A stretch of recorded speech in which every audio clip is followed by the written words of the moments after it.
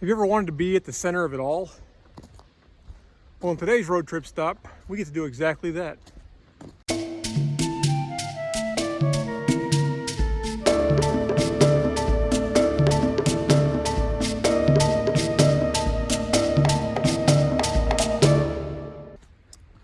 So before I dive into the awesomeness that is Delphi, I have to confess that I'm having a hard time writing this script. And I think it's because there's just so much about Delphi that is difficult to explain, especially when you're not anywhere approaching a historical expert on the subject. So I decided I'd go for a walk in the rain and see if that helped jog a script out of this brain of mine. So let's see what happens. So legend has it that back when Zeus was wreaking havoc on the world, he needed for some reason to know where the middle of the world was. The navel of the earth, I believe is the term they used. And so he released a pair of eagles, one from the east and one from the west. And where they met was here at Delphi. I'm not exactly sure how much stock to put into this whole releasing the eagles idea, but let's be honest, like, it's not really the most bizarre of Zeus's endeavors. But if these eagles were in fact responsible for locating Delphi and deeming it the center of the earth, or the navel of the earth, then they picked a hell of a spot.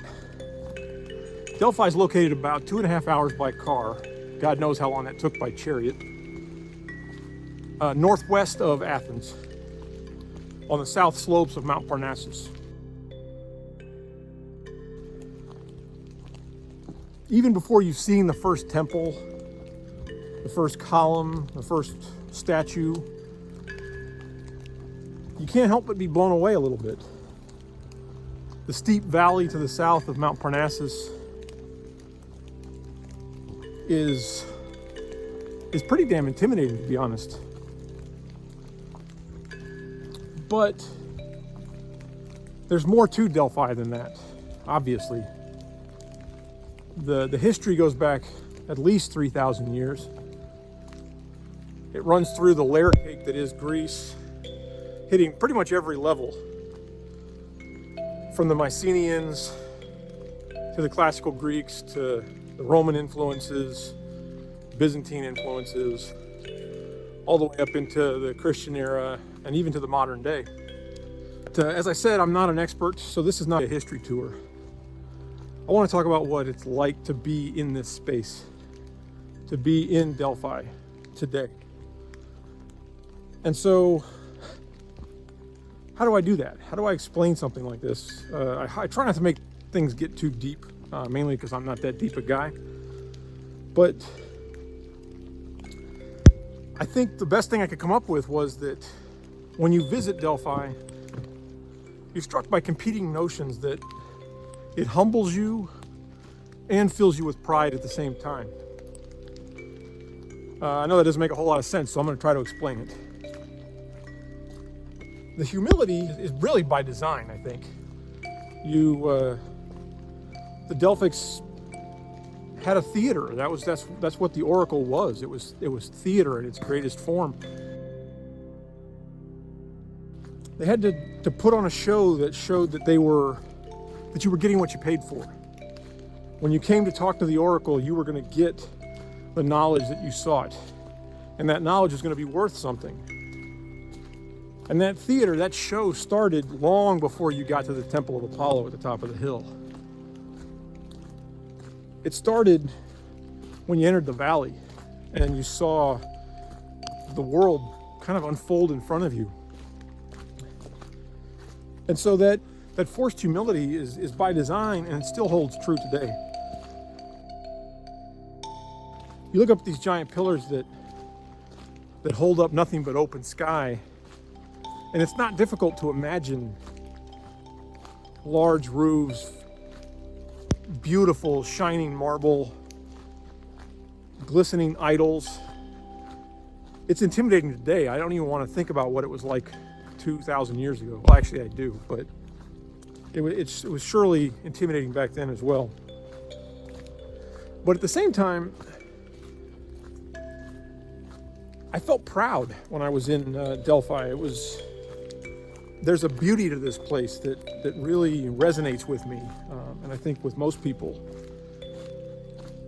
And I think that beauty comes from the fact that Delphi works with its environment. It builds off of the intimidation of the valley. It doesn't try to compete with it. It presents almost a theater for viewing it. I felt pride in the fact that these people throughout the centuries have been able to not only design and enhance the beauty of this area, but also to protect it. And I'd be remiss if I didn't thank the Greek people and UNESCO for doing exactly that. But in the end, I have to say that, and I'm very, very proud of what humanity can do, in spite of our many flaws, what we can do, what we can create, what we can enhance, and what we can protect.